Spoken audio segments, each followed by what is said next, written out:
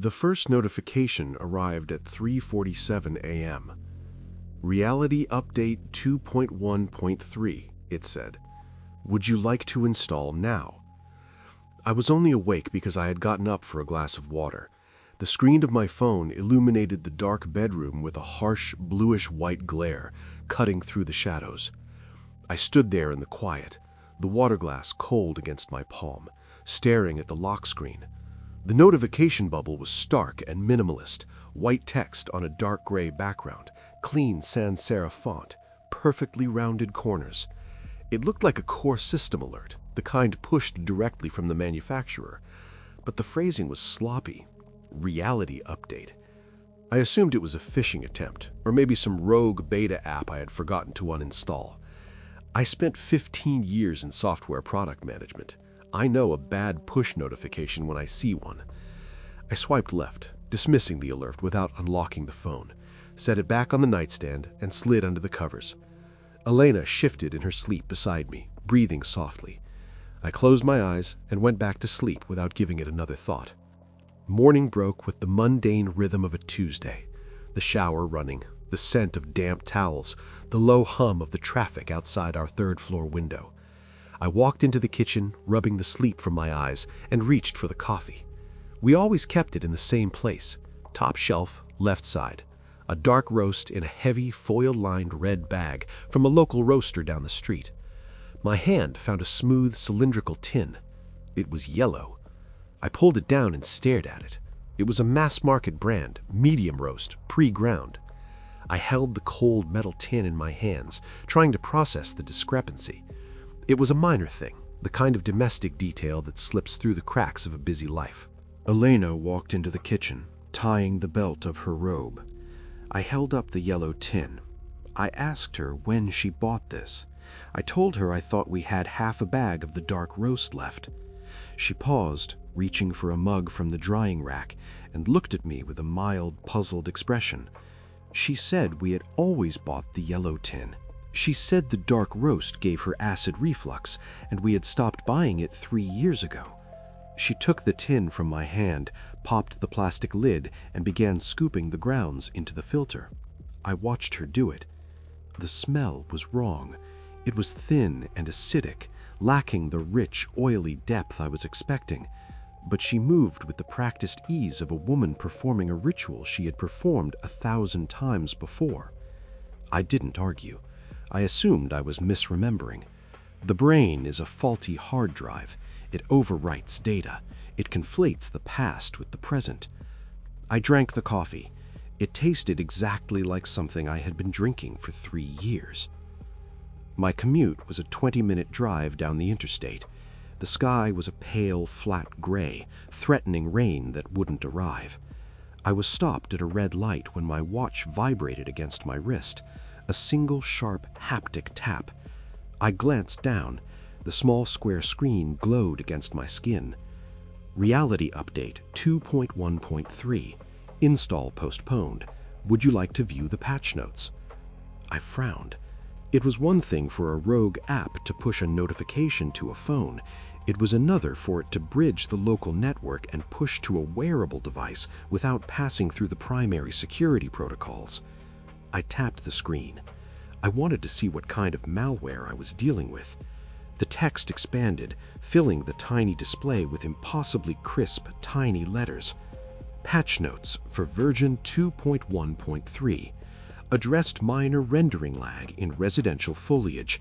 Deprecated obsolete neighbor objects in Elmwood sector. Streamlined domestic histories to optimize memory allocation. Bug fixes and performance improvements. The light turned green. The car behind me honked. I dropped my wrist, gripped the steering wheel, and pressed the accelerator. The notification faded back to the watch face, but the words lingered in my mind. Deprecated obsolete neighbor objects. It was a ridiculous sentence. It read like a procedural generation log from a video game. I decided I would perform a hard factory reset on all my devices when I got home. I was annoyed, but I wasn't afraid. I was confident in my ability to troubleshoot the architecture of my own life. I pulled into the parking lot of my office building. As I was walking toward the glass doors, a man in a beige trench coat waved at me from the smoking area. I nodded back politely, the generic reflex you give to strangers in your building. He called out my name. He asked how Elena was doing. I stopped. I looked at him. He had a round face, thinning brown hair, and a small, faded scar on his chin. I had absolutely no idea who he was. I walked over, forcing a polite smile, and admitted that I was terrible with faces. I asked him to remind me where we had met. The man laughed.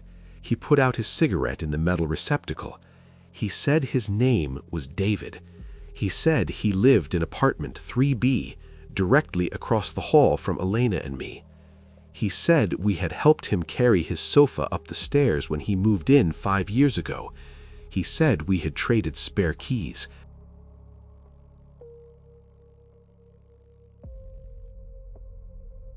I spent the morning at my desk, pretending to review quarterly roadmaps. My dual monitors displayed spreadsheets and analytics, but I wasn't looking at them. I kept thinking about the notification, deprecated obsolete neighbor objects in Elmwood sector. My apartment building was in Elmwood. At noon, I locked my office door. I opened a private browser window. I needed to anchor myself. I needed concrete data. I navigated to my bank's website to check my accounts. Just a routine action to ground myself in numbers and facts. I typed in my username and password. The screen loaded, then prompted me for a security question, a secondary authentication measure because I was using a private browser. What is your mother's maiden name? I typed Gallagher, Gallagher. I hit enter. The text box flashed red. Incorrect answer, please try again. I sat back in my chair. The ergonomic mesh squeaked under my weight. I looked at the red text. My mother's maiden name was Gallagher. My grandparents on her side were Thomas and Mary Gallagher. I had attended their funerals. I had stood in the rain and watched the caskets lower into the earth. I typed it again, slower this time. I made sure caps lock was off. I checked every keystroke. I hit enter. Incorrect answer. 2 attempts remaining. My throat felt very dry. I pulled my phone from my pocket. I opened the digital archive where I kept scanned copies of important documents, passports, tax returns, birth certificates. I scrolled down to the file named birthcertificatescanned.pdf. I tapped it. The image loaded. The yellowed paper, the official state seal, the typewritten letters from 1982. I zoomed in on the section for the mother. Mother's maiden name, Garrison. I dropped the phone on the desk. It clattered loudly against the wood. Garrison? I had never heard that name in my life. I stared at the scanned document. The letters were perfectly aligned. The ink looked natural. There were no artifacts of digital manipulation. It looked like it had always been there. I felt a cold, heavy stone settled in the pit of my stomach. This was no longer a phishing scam. Malware could change a password. Malware could not rewrite a scanned image of a 40-year-old piece of paper sitting in an encrypted offline vault. The screen of my phone lit up, face down on the desk. I didn't want to turn it over. I let it sit there for a full minute, watching the ambient light reflect off the sleek casing. Finally, I reached out and flipped it. Reality Update 2.1.4. Critical patch available. Unresolved memory conflicts detected. Would you like to install now? I hit postpone. I hit it so hard my thumb ached. The drive home was a blur of paranoid observation. Every street sign, every storefront, every tree felt suspect. I found myself looking for rendering errors. I looked for clipping in the geometry of the world. At the corner of Elmwood and 4th, there was a new traffic light. It was shiny and black, suspended from a thick metal arm. I would have sworn on my life there had always been a 4-way stop sign there. I watched the light turn red. I sat there, the turn signal clicking rhythmically, feeling the foundations of my reality turning to sand. When I walked into the apartment, the smell of cooking onions and garlic filled the air. Elena was at the stove, stirring a pan with a wooden spoon. She looked over her shoulder and smiled. It was her normal smile, warm, familiar, entirely unbothered. I took off my coat and hung it on the rack. I walked over and kissed the top of her head. I desperately needed everything to be normal. I needed to touch her and verify that she was real. She felt real. She smelled like her usual perfume in the cooking garlic. I asked her how her day was. She told me about a meeting that ran long, about an email from her sister. Ordinary things, mundane things. I leaned against the counter, watching her. I needed to test the water. I needed to know if I was drowning alone. "Do you remember the trip we took to Seattle?" I asked. My voice sounded artificially casual. Elena kept stirring. "We never went to Seattle." "Yes, we did. 3 years ago, for our anniversary. We stayed in that terrible Airbnb near the market. It rained the entire time." She turned down the heat on the stove and turned to face me. She wiped her hands on a dish towel, her brow furrowed. It wasn't the confused look of someone trying to recall a distant memory. It was the patient, careful look of someone dealing with a misunderstanding. "We went to Portland for our anniversary 3 years ago," she said. "We stayed at the bed and breakfast. You bought that weird abstract painting from the street vendor. It's hanging in the hallway right now." I looked out into the hallway. Above the console table, hanging from a brass hook, was a canvas covered in jagged slashes of blue and gray paint. I had never seen it before in my life. It was ugly. It was aggressive. I would never have bought something like that. I stared at it. The painting seemed to project a physical weight into the room. I turned back to Elena. My heart was hammering against my ribs. "What about Barnaby?" I asked. The question tumbled out of my mouth before I could stop it. I was breaking my own rules. I was pushing too hard. "Barnaby?" she repeated. "Our dog, the golden retriever. We had him for 4 years. We had to put him down last winter." Elena stopped wiping her hands. The dish towel hung limp from her fingers. The silence in the kitchen stretched out, tight and fragile. She looked at me. Her eyes softened. The mild confusion melted away, replaced by a deep, terrifying well of pity. She took a step toward me. She reached out and placed her hand gently on my forearm. Her palm was warm. "Honey," she said softly, "we've never had a dog. You're severely allergic to pet dander. You know that. We've talked about it 100 times." I stared at her. I could see the tiny flecks of gold in her brown eyes. I could see the pulse beating faintly at the base of her throat. I knew the exact curve of her jaw. I loved this woman. I had spent a decade building a life with her. But the woman standing in front of me was stranger, wearing my wife's face. She possessed a history I did not share. She occupied a reality I had not consented to. Her hand was warm. I felt cold. I felt hollowed out. I pulled my arm away. I couldn't bear the physical contact. Not yet. I told her I had a headache. I told her I needed to lie down before dinner. I walked out of the kitchen, down the short hallway, past the ugly blue painting, and into the bedroom. I shut the door. I locked it. I sat on the edge of the bed and put my head in my hands. My throat closed. I couldn't breathe properly. The panic wasn't sharp or frantic. It was heavy. It was the crushing weight of profound isolation. I wasn't afraid that the world was a simulation. I wasn't afraid of some malevolent artificial intelligence running experiments on me. I was afraid of being left behind. I was afraid of being the only person in the universe who remembered a dead dog named Barnaby and a red bag of dark roast coffee. Over the next 4 days, the world slipped further and further away from me. I refused every update. The notifications became a constant silent barrage. They appeared on my phone screen, on my watch, on my laptop. One morning, I poured milk into my cereal, and the digital display on the microwave flashed. Reality update 2.1.6. I unplugged the microwave. The changes grew more ambitious, more structural. Entire blocks of the city rearranged themselves overnight. Stores I had frequented for years vanished, replaced by coffee shops with faded awnings that looked like they had been there for a decade. A coworker I had eaten lunch with every Tuesday for 3 years was suddenly gone. I checked the company directory. His name wasn't there. I asked my manager about him. My manager gave me that same patient, pitying look that Elena had mastered. He asked if I was feeling overwhelmed. He suggested I take a few mental health days. I took the days off. I stayed in the apartment. I watched Elena.